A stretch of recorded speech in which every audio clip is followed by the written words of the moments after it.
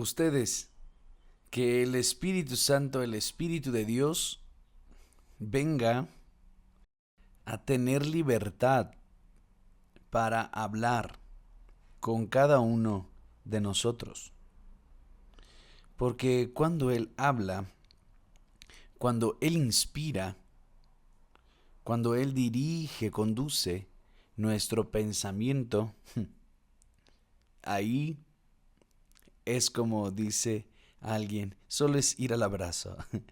Porque Él quiere lo mejor para sus hijos, para sus seguidores, para aquellos que creen en su Hijo, el Señor Jesucristo. Ahora, nosotros hemos notado, toda mi vida yo he notado lo siguiente. Jesús, hemos hablado mucho sobre el reino de los cielos, ¿no? El reino de Dios. Jesús, Él habla sobre el reino de los cielos. Él comienza diciendo, ha llegado a vosotros el reino de los cielos. Ha llegado a vosotros el reino de los cielos. Entonces el reino de los cielos estaba cerca a ellos, a los discípulos, de los que oían su voz. Y el reino de los cielos continúa cerca de aquellos que escuchan la voz de Dios, que ponen atención, que dan atención, que practican, que obedecen su voz. Ahora, lo que pocas personas conquistan y logran conquistar es el reino de los cielos. La mayoría no conquista, aún teniendo conocimiento del reino de los cielos. Eso no es doloroso, eso no es penoso, es tremendamente triste. Esa realidad, porque todas las personas, digamos, yo diría la mayoría de las personas está interesada ¿en qué? En conquistar el reino de este mundo. Ahora vea, ¿qué situación?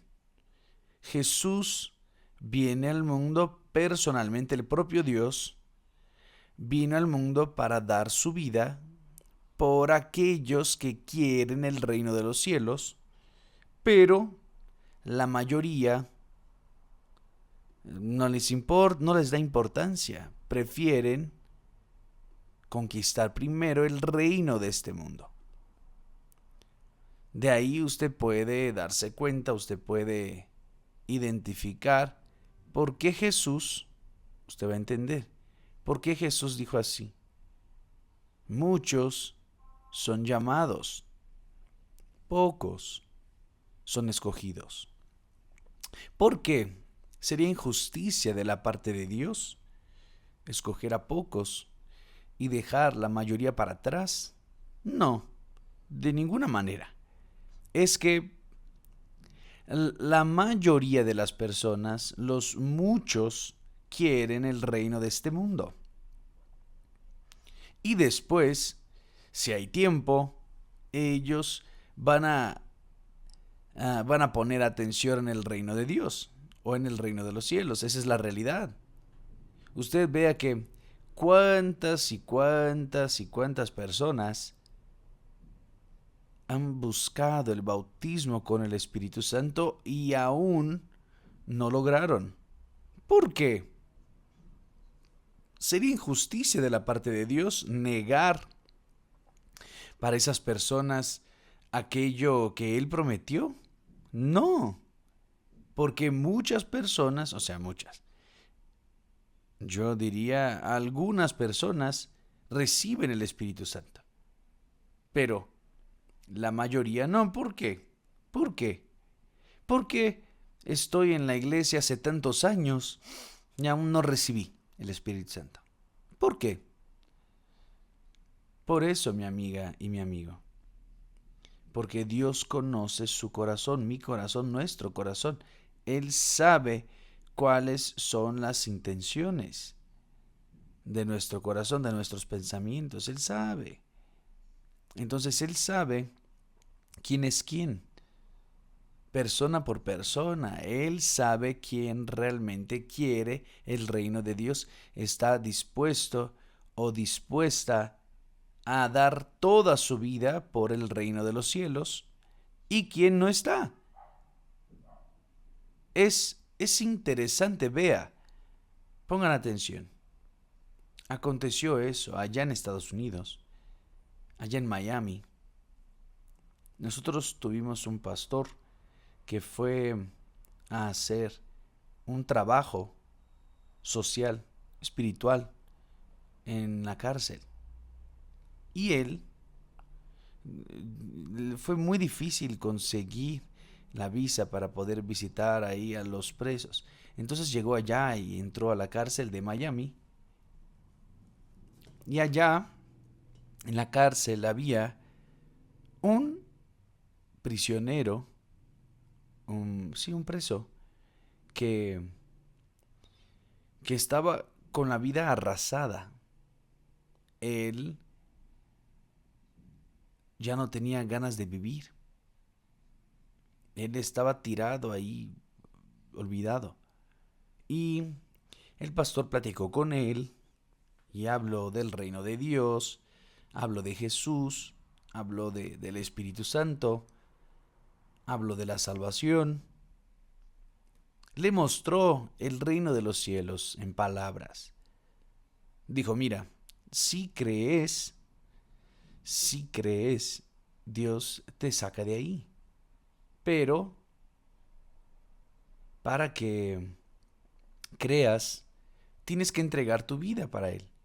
Creer no es solo en la teoría, yo creo, yo... No, es entregar de verdad su vida, de cuerpo, alma y espíritu. Y aquel hombre, con la vida toda destrozada, matrimonio destrozado, en fin, una vida, un infierno, una basura de vida. Entonces, aquel hombre americano, él estaba allá olvidado, y él escuchó el mensaje. ¿Y qué hizo? Yo quiero, yo creo, yo me entrego. Y de hecho, él se entregó de tal manera, de tal modo, que no tardó mucho tiempo. Tardó apenas, digamos, algunos meses. No tantos meses, pocos meses. Y él fue liberado de la cárcel.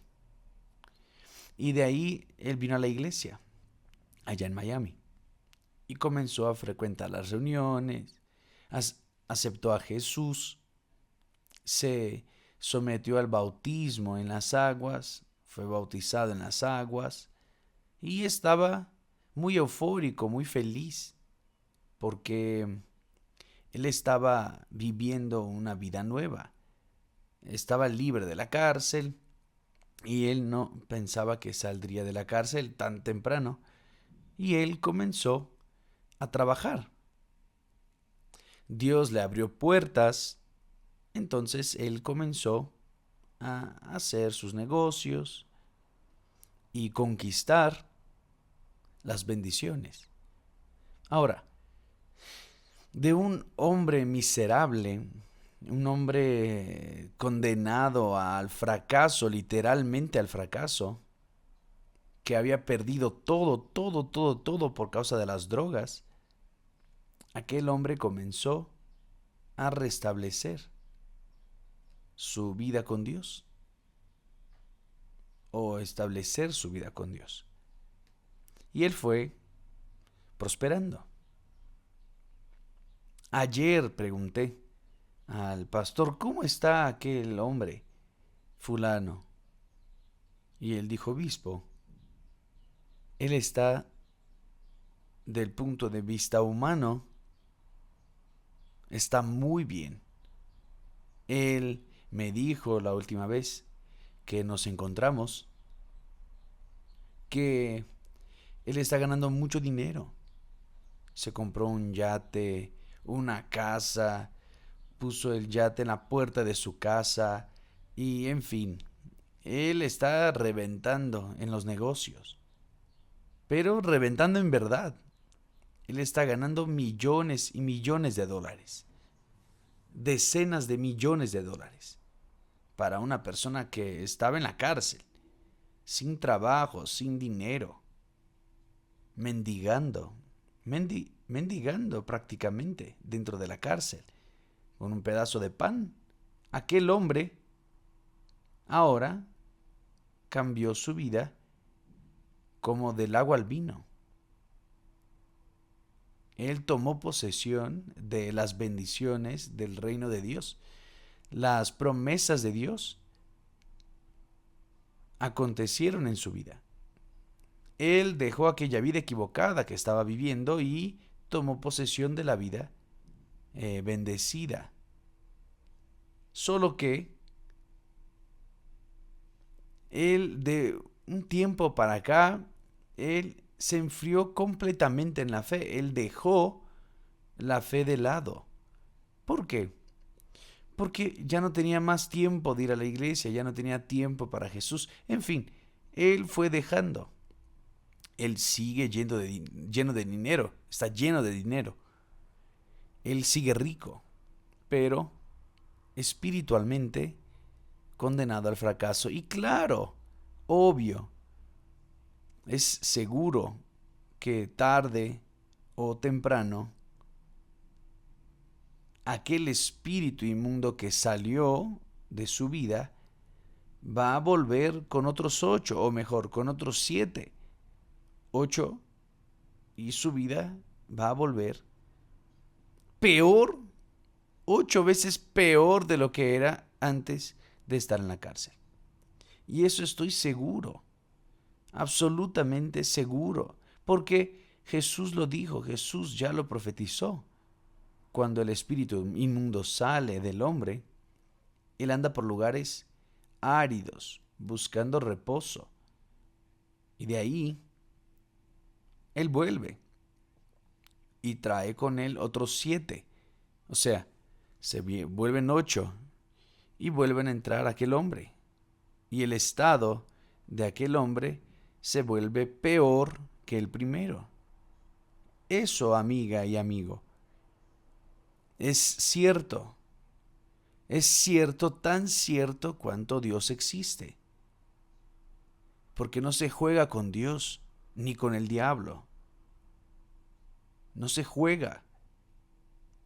La obra de Dios está hecha de acuerdo con su santa palabra. Cuando la persona desprecia la parte espiritual y si y se invierte en la parte material, listo. De ahí el principio de su caída. Y yo ya vi esa historia innumerables veces.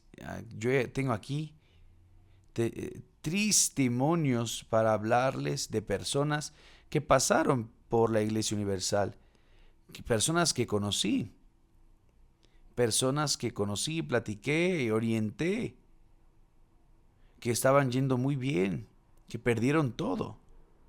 Ahora, ¿qué es lo que pasa, mi amiga? Todo el mundo quiere entrar en el reino de los cielos, pero ni todos están dispuestos a renunciar sus voluntades, de su yo, de sus deseos, de sus codicias, de su corazón. Ni todos quieren. Todos quieren el reino de los cielos, claro, pero también quieren el reino de Dios, el reino de este mundo. Esa es la realidad. Y de ahí es que está difícil, porque usted no puede dividirse cuando se refiere al futuro de su alma. O una cosa u otra, o el reino de este mundo o el reino de Dios. Porque el reino del mundo todos ya están, pero en el reino de Dios, en el reino de los cielos, apenas pocos son los escogidos. ¿Por qué son pocos? Porque la minoría realmente está interesada en las cosas celestiales y eternas. La mayoría está interesada en las cosas materiales y pasajeras. Y Jesús dijo así. Mire lo que Jesús dice. Y dice, buscad primero el reino de Dios, el reino de Dios, el reino de los cielos y su justicia. Y todas las demás cosas y todas estas cosas serán añadidas. Están hablando todo de lo que usted necesita. Todas las demás cosas es lo que necesitamos, el pan nuestro de cada día, ropa, vestido, comida, todo matrimonio, todo será resuelto, pero primero tiene que arreglar, tiene que sanar el alma. Primera persona, la persona tiene que sanar su alma. David estaba escondido en la caverna porque Saúl quería matarlo. Porque Esaú sabía que Dios ya había escogido a David. Entonces Esaú quería matarlo y tomar su lugar, porque su lugar ya estaba decidido por él, que sería su hijo. David entonces estaba huyendo de Saúl. Y de ahí, ¿qué fue lo que pasó? ¿Qué aconteció? David prevaleció y Saúl perdió siendo rey. David, siendo un hombre cualquiera, él vino a ser rey. Pero allá adentro, en el túnel, David dijo, oh Dios, salva mi alma, porque ya está prisionera. Salva mi alma, porque está aprisionada. Y de repente, la persona piensa lo siguiente: si ella salva su cuerpo, el alma estará salva. Y no, es al contrario. Primero ella tiene que salvar su alma para que después salve su cuerpo. Pero las personas priorizan más el cuerpo que el alma. Y nosotros sabemos que el cuerpo se va a morir. Todo se va a quedar por ahí. Nosotros no nos llevamos nada de esta vida. ¿No es cierto? Entonces, pero el alma no. El alma, nuestra alma es eterna, no muere nunca. ¿A dónde va su alma? Esa es la pregunta. ¿Para dónde va su alma? ¿Para dónde va su alma? Usted sabe para dónde va su alma. Está seguro para dónde va. Porque en lo que se refiere a mí, si me hacen esa pregunta a mí, yo digo, yo sé a dónde voy, para dónde mi alma va. Yo estoy seguro para dónde mi alma irá. No tengo duda alguna porque yo he invertido toda mi vida en la salvación de mi alma. Y cuando nosotros hablamos con ustedes, nosotros estamos intentando darles a ustedes lo que Dios nos ha dado. Porque es tan glorioso, tan rico, tan magnífico. Yo no quiero hacer otra cosa en la vida a no ser pasar a otras personas aquello que Dios nos ha dado. Pero infelizmente, las personas prefieren invertir en, en lo que es provisional, la materia. Ellas están preocupadas con su exterior, no con el interior.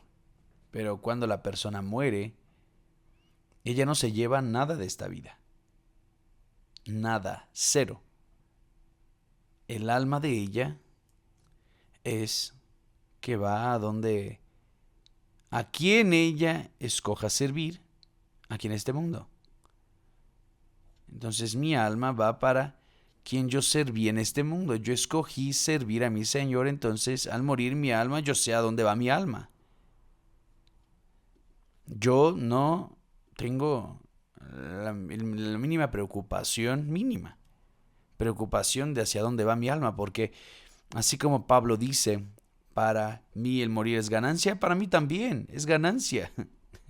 Dejar la porquería del mundo en que vivimos, yo no quiero seguir.